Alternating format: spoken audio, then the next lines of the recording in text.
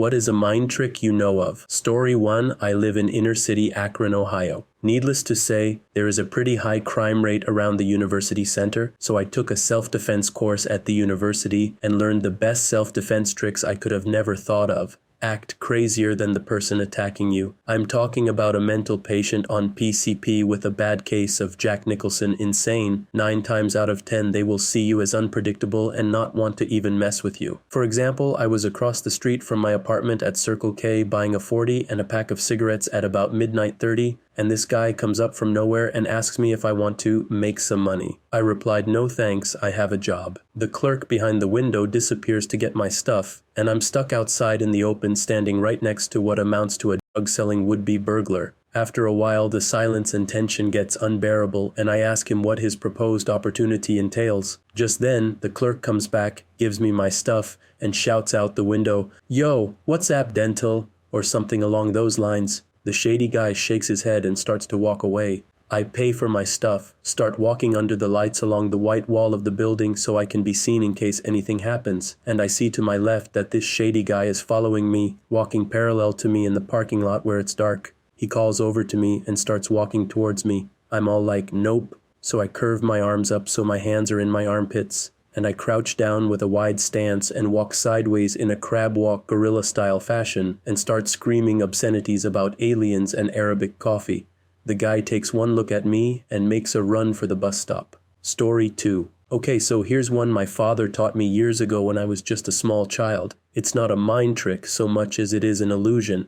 Then again, an illusion is just tricking your mind, so I think it counts. So I use the knuckles on my pointer finger and middle and wrap them around someone's nose. Then I pull back, while I covertly slip my thumb between my 2 knuckles.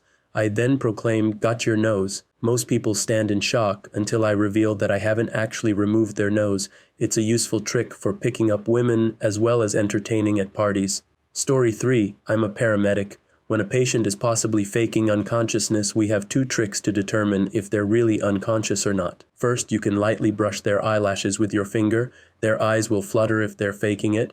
Alternatively, if they're on their back, you can lift their arm over their face and let it go. A conscious person will drop their arm away from their face. Finally, a trick to see if someone is faking a neck injury or neck pain. Put a thermometer in their mouth while checking their vitals. Then ask them a yes or no question while looking them in the eyes. If you aren't looking directly at them, they tend to answer with a strained uh-huh or but if you're looking directly at them, they will usually nod their head. Someone who is faking the pain can do this with ease. And yes, there are a lot of calls where people fake pain, illness, etc. for various reasons. Story 4 in class. If it's a presentation where someone has to present without looking at notes or anything like that, and while they're up in front of the classroom presenting, some people forget what they're talking about, space out, freak out, and lose their train of thought. To counter this, nod your head at the end of each sentence they say, confirming what they're saying. They will somehow use this as a motivator, and 9 times out of 10 will keep presenting without fault. Story 5. During a job interview, you want to keep eye contact with the person you're talking to. It makes you seem more alert and confident. Here's the trick. Every 5 or 10 seconds, switch the eye you're looking at. It's such a small motion that the other person can't see it, but it makes your eyes look like they're sparkling, which makes you look very interested in what the other person is saying.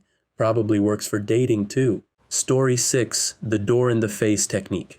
The general idea is that you ask someone for a huge favor which you're relatively confident they'll say no to. Then you ask them for a small favor. Subjects who initially refuse the huge favor have a much higher compliance rate on the small favor than if you just ask directly for the small favor or if you present both at once. If they end up saying yes to the huge favor, that's also good. Story 7. If you're in a crowded social group, restaurant, bar, party, etc., and you want to know if someone is checking you out, try this. Turn sideways from them. They will be either 90 degrees right or left of you. Then very obviously, look at your watch. Even if you don't wear one, lift your wrist, then point at your watch and nod thoughtfully. Overacting is perfectly acceptable. If they are keeping tabs on you, even peripherally, they will have a sudden urge to know the time and will either look at their own watch, cell phone, or casually look at the various obvious places where someone would put a clock. Story 8. I discovered this one from my mother, actually. If you're out and about and come across hooligans or other ne'er-do-wells that might be up to something, such as smashing things up, who might well become confrontational, you need to approach them and ask for a light or the time. As you walk up, they'll be ready for a fight. When they realize that you, as a sole person, have approached them as a group and asked something innocuous and unrelated to their activities, they will very likely give you the time light that you asked for, then shuffle off with a bemused feeling. I'm not advocating that you should go out and try it, but only if you might have to pass by an incident going on where they notice you and you don't want any trouble. Of the 3 times in my life that I have been in this situation, it has always worked. Story 9, it occurred to me a while back that a security uniform, any security uniform, will get you past everyone, including security guards from a different company with a completely different uniform. As a security contractor, businesses at malls, for example, will call me to watch their store specifically for different reasons, mostly at night. Once I got lost, I ended up at the entrance of a closed department store at a mall, and the manager himself pretty much ushered me in. If I hadn't asked how to get to my destination, he would have just bolted off and I would have had the place to myself. It's not the first time I wandered into places I shouldn't be, completely unchallenged. Also, it's really nice when I want to smoke a joint in plain view. Cops just nod or wave at me, no matter where I am standing at whatever time of night, with absolutely no idea if I should be there or not, and all my uniform consists of is black slacks and a polo with an arm and chest patch, nothing flashy or even that noticeable. Most of the time I feel as though I'm just dancing in everyone's peripheral vision, and they contrive for themselves that whoever I am, I should be here and don't need to be questioned. It's a head trip. Story 10. It's been so long since I've learned this, but here goes nothing. Take your left, perhaps non-dominant hand and squeeze your thumb inside it. Squeeze hard. Now, with your free hand, take your pointer finger and poke at the back of your throat.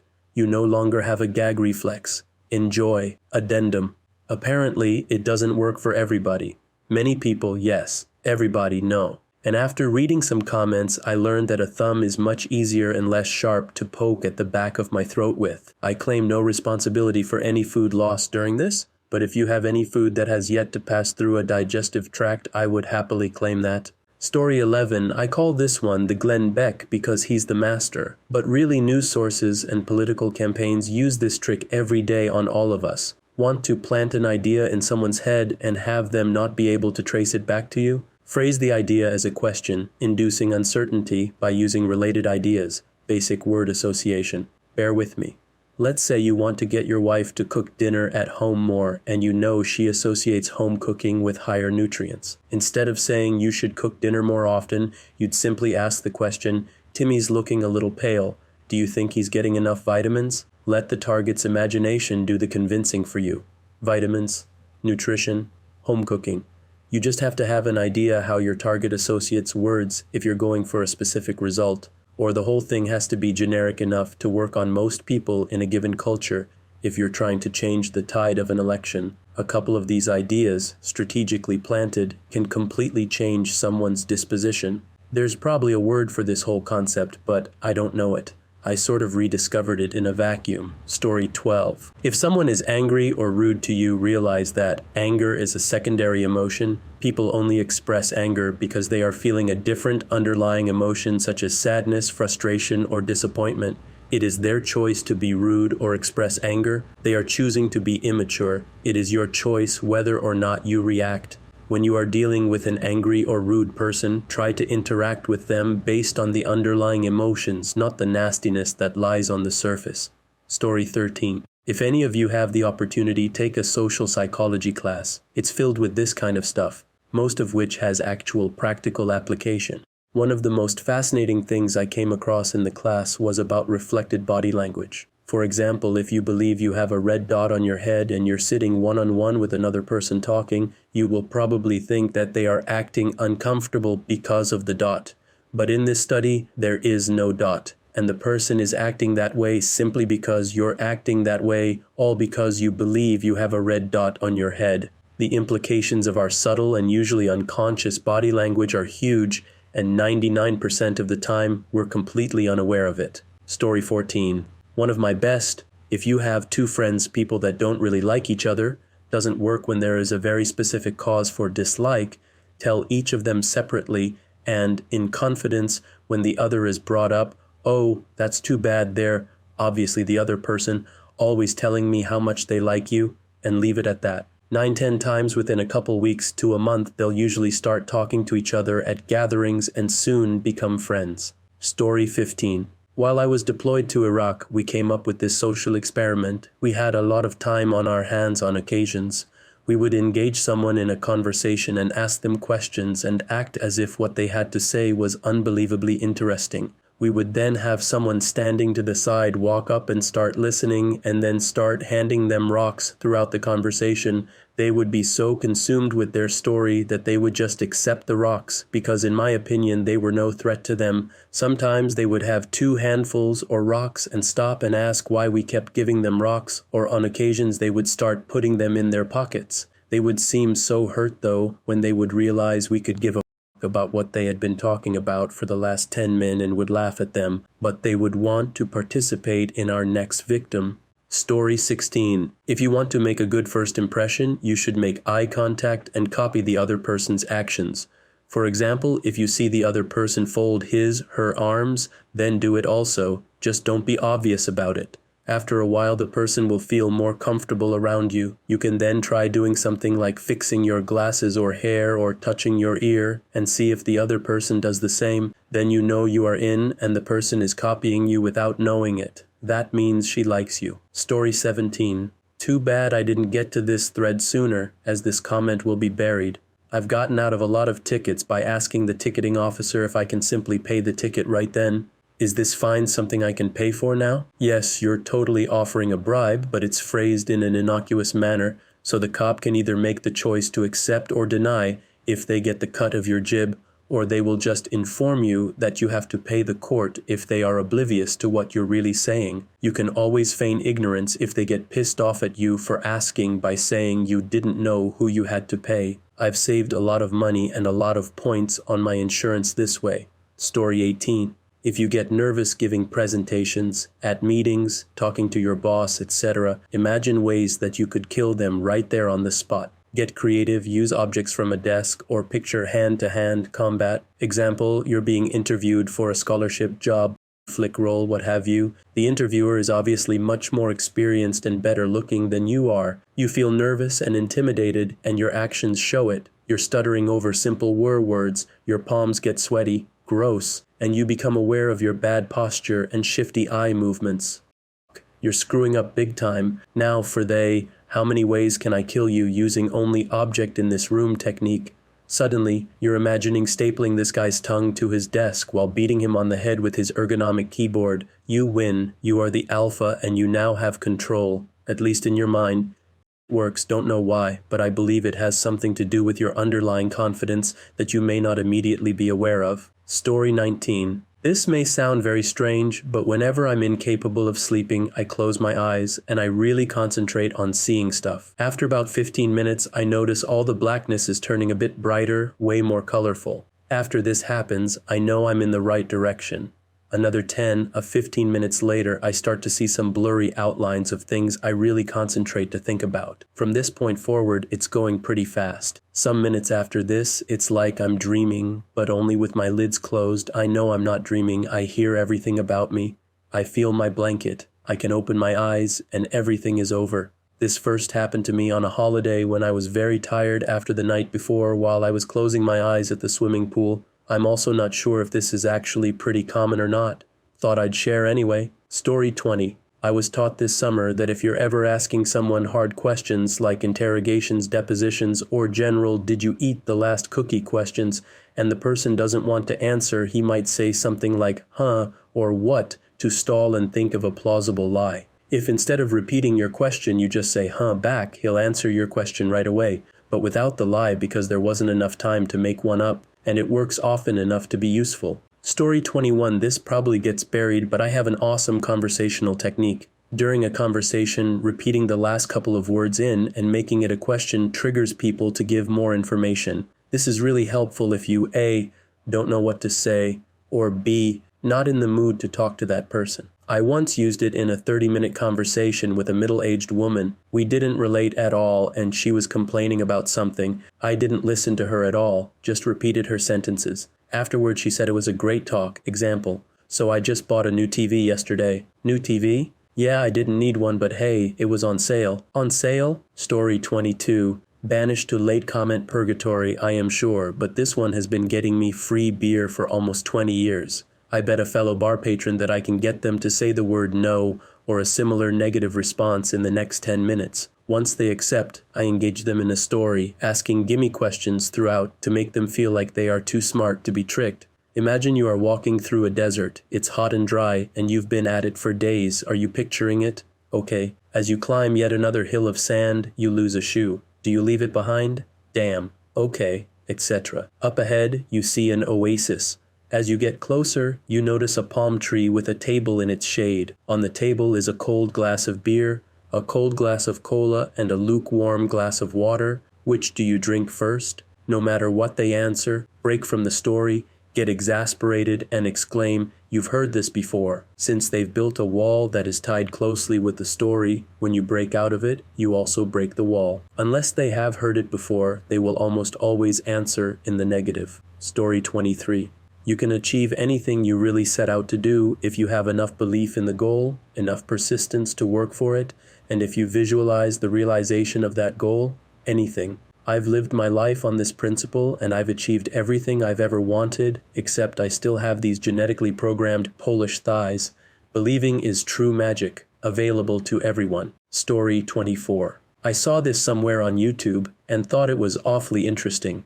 Put your hands together and point your index fingers out in a gun. Now spread your index fingers as far apart as you can and hold it. Look at your hands and imagine there is a magnetic force between them pulling them together, and no matter how hard you try to keep them apart, they still move closer to each other. Your fingers should start to gradually move back together.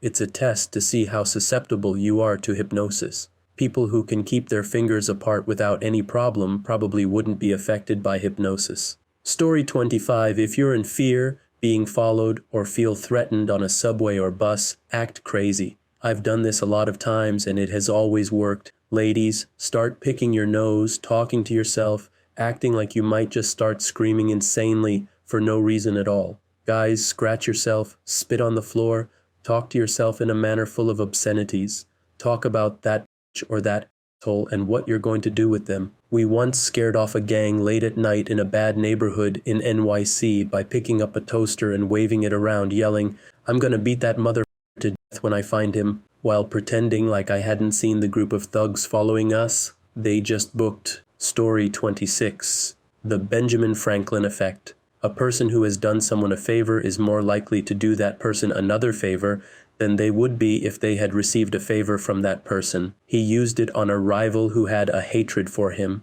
and vice versa. Franklin asked the rival for a copy of a rare book. He returned the book later with a note expressing his gratitude for the favor. The next time they met, the rival was courteous and they stayed friends from that point on. Story 27. Police, sheriffs, cops have two main modes: serve and protect, and I want to put you in jail. If you're a woman, or a man driving with a woman, or women in your car and get pulled over, this generally works. Officer, I'm so glad we found you. We, our women friends, need to find a bathroom right away. Can you tell me us where the nearest one is? Done well, you can almost hear the train leave the rails as the cop's mode switches to serve and protect. Old psychedelic mind trick. Story 28. As a manager of various workplaces, I discovered two techniques in which to get my employees to work harder and more efficiently without straying off task. The first is if an employee is exceptionally poor at a certain task, I tell them they are doing great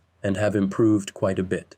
Typically, they will actually improve, and once they have learned this new improved method, they maintain it for seemingly the rest of their employment with me. The second is, if I want something done really quickly or properly, I whisper to my employee what it is that I need doing, and they always do it right away, and don't talk to or interact with anybody else while doing it until it is done and done properly at that. I feel this has to do with them thinking I have chosen them specifically to do this, and they must live up to my decision to choose them over their peers while not letting others know that I have picked them. Story 29. This one is useful for life in general. Training, like you do with dogs, works just as well on humans, even if you're doing it to yourself. Find a small reward. Looking at a picture of some hot actress or eating a bite-sized piece of candy have both worked for me. And practice doing the behavior, then rewarding yourself. For example, if you constantly forget to take out the trash, put the trash into 5 smaller bags instead of one big one, take out a bag and reward yourself 5 times with a short break in between, and you've now got a positive association between the two. This reinforcement remains for a long time, hopefully long enough to develop it into a habit. Another thing you can do to break bad habits is to force yourself to back up after you notice yourself doing them and redo the situation the way you want to do it in the future. For example, I used to lose my keys all the time, so I decided I would always hang them on a hook by the door. Anytime I noticed myself setting them down somewhere else, I would go all the way outside, get into my car, get out of my car, walk into the house, and hang the keys up where I wanted to leave them. This recreates the situation, walking inside after coming home, where I want to create the behavior. It only takes 2 or 3 times of forcing yourself to redo it before you'll remember.